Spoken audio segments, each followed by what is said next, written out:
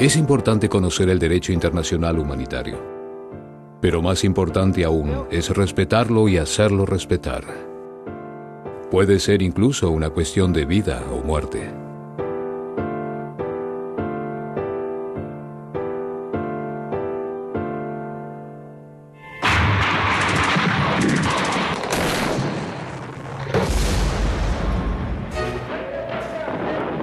La guerra es una práctica humana inmemorial.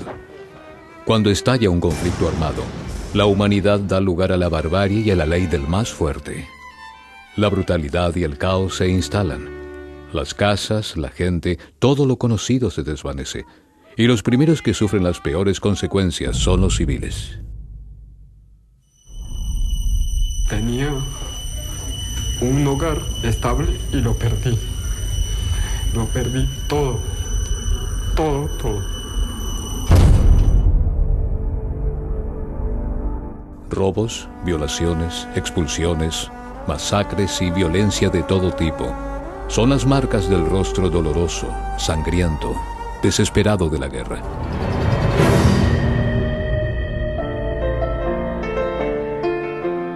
Y sin embargo, la guerra tiene límites, límites esenciales.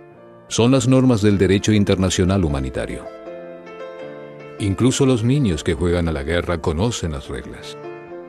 Esas reglas establecen cómo hay que comportarse en la guerra y exigen que se respete al adversario. Basadas en la costumbre y forjadas por antiguas civilizaciones, las primeras leyes de la guerra se inspiran también en fuentes éticas y religiosas como la Biblia y el Corán. En 1864, con el impulso de Henri Dunant y del Comité Internacional de la Cruz Roja, comienza a desarrollarse el derecho internacional humanitario moderno. Da origen a una regla capital: proteger a las personas que quedan fuera de combate en el campo de batalla.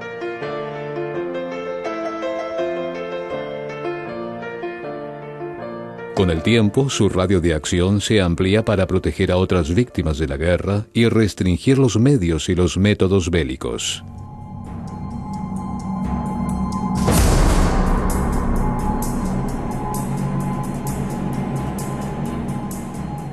Organización neutral e independiente, el CICR tiene el mandato de la comunidad internacional de promover el respeto del derecho humanitario.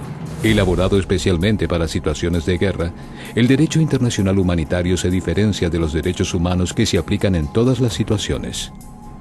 The ICRC has a double responsibility. On the one hand, it has a responsibility to check and identify where violations of international humanitarian law occur and to intervene on the level of the relevant authorities to counter these violations. And on the other hand, the ICRC also has a role to clarify and develop international humanitarian law when necessary. Los convenios de Ginebra fueron ratificados y aceptados por todos los estados. Esos convenios y sus 3 protocolos adicionales contienen una gran variedad de artículos, pero todos ellos están inspirados en unas pocas normas fundamentales para garantizar la protección de los civiles, la protección de los heridos y los enfermos, la protección de los detenidos.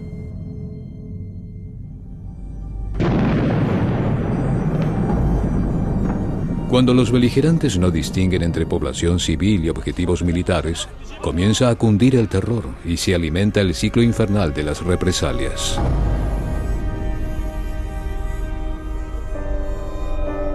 Las personas civiles que no participan directamente en las hostilidades deben ser preservadas de los ataques siempre. En ningún caso se pueden dirigir ataques contra ellas.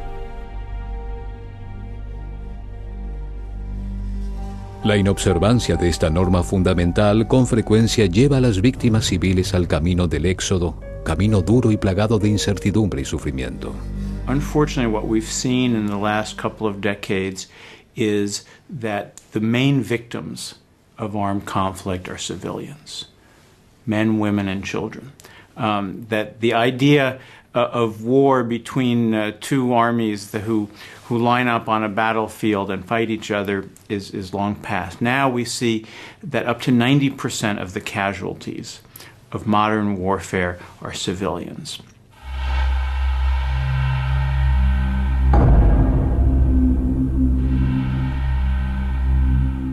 Proteger a los heridos y los enfermos, sean civiles o militares, enemigos o aliados, es una obligación de los beligerantes. Como tantas veces repitió Henri Dunant, un soldado herido es un hombre fuera de combate. Y también se debe respetar a los socorristas, sus medios de transporte y los hospitales. Los emblemas distintivos de la Cruz Roja, la Media Luna Roja y más recientemente el Cristal Rojo existen para que el personal médico pueda realizar sus actividades en forma segura, pero es difícil garantizar esa seguridad.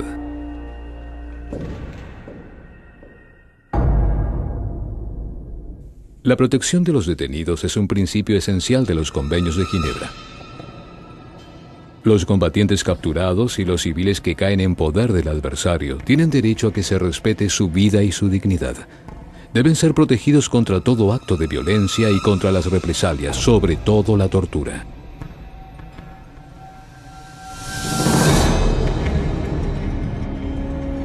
También deben poder intercambiar noticias con sus familiares y beneficiarse de las garantías procesales fundamentales.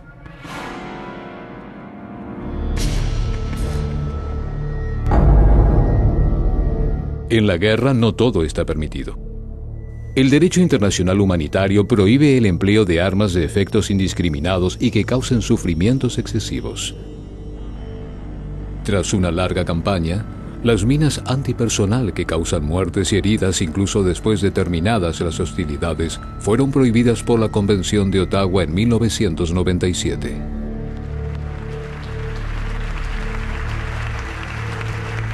Hoy en día, las armas que más preocupan son las municiones en racimo. Si bien se avanza hacia su prohibición, nada dice que en el futuro no se desarrollarán nuevas armas, aún más insidiosas. El derecho internacional humanitario tendrá entonces que reglamentar o combatir su empleo.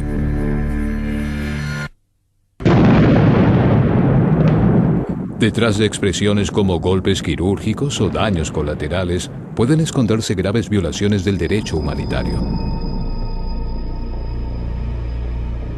Los beligerantes deben tomar todas las precauciones posibles para atacar solo a los objetivos militares y abstenerse de lanzar ataques que incidentalmente podrían causar daños civiles excesivos.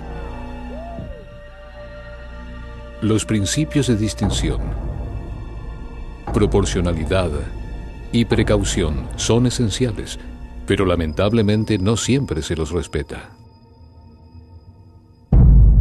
Desde el 11 de septiembre de 2001, el contexto internacional se ha polarizado y han surgido múltiples tensiones.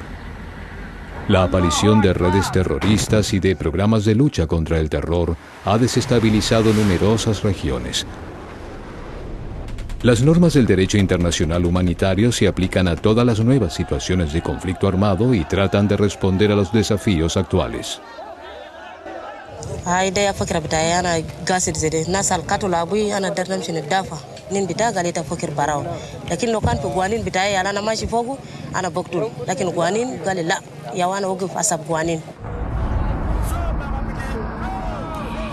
La validez del derecho internacional humanitario a veces es cuestionada por algunos jefes militares y políticos. Cuando no lo ignoran por completo, lo aplican insuficientemente. Es importante responsabilizar a todas las fuerzas que participan en un conflicto. A los estados, por supuesto, pero también a los actores no estatales. Las normas del derecho internacional humanitario rigen para todos los actores de los conflictos, sin excepción, pues la guerra no es monopolio de los estados. A menudo participan grupos rebeldes, insurgentes u otros grupos armados no estatales, o incluso empresas militares privadas, cuya falta de responsabilización es un grave obstáculo para la aplicación del derecho internacional. Y además, es difícil entablar contactos con esos grupos armados.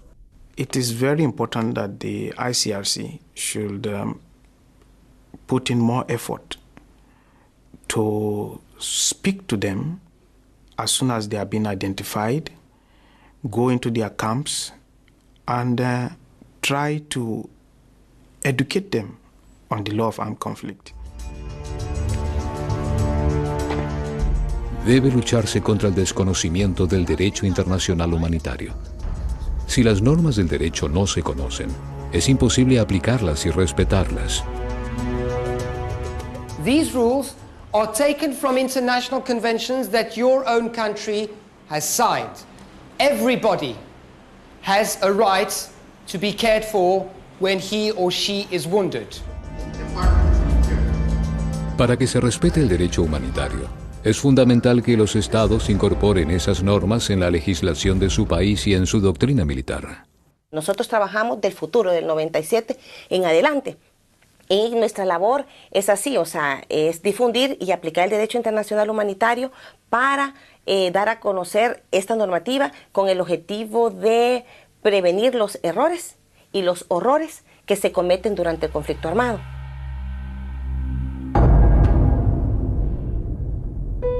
En derecho, el crimen reclama castigo.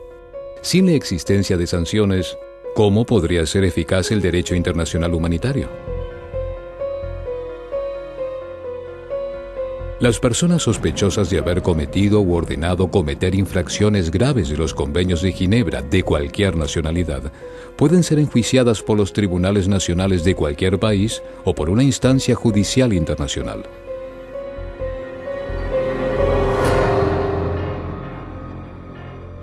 En La Haya, Países Bajos, la Corte Penal Internacional es un tribunal de justicia independiente y permanente que enjuicia a las personas acusadas de los crímenes más graves, es decir, los crímenes de genocidio, de lesa humanidad y de guerra.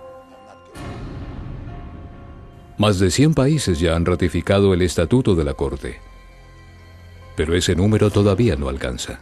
International criminal justice has an important function to end impunity. The tribunals have a very important dissuasive function. I wish, however, to point out that we are just at the beginning of a process. Lots of progress has been made over the past 10-20 years in developing international criminal law and international justice. However, we are just at the beginning of the journey. There's still a way to go before we have a system at the national and international level that counters acts of barbarism amounting to international crimes. Las normas del derecho internacional humanitario son valiosas y eficaces. Cuando se las respeta, preservan a toda la humanidad. Por ello es muy importante que todos conozcamos y apliquemos estas normas. A pesar de sus limitaciones, el derecho internacional humanitario puede proteger a todas las personas afectadas por la brutalidad de la guerra.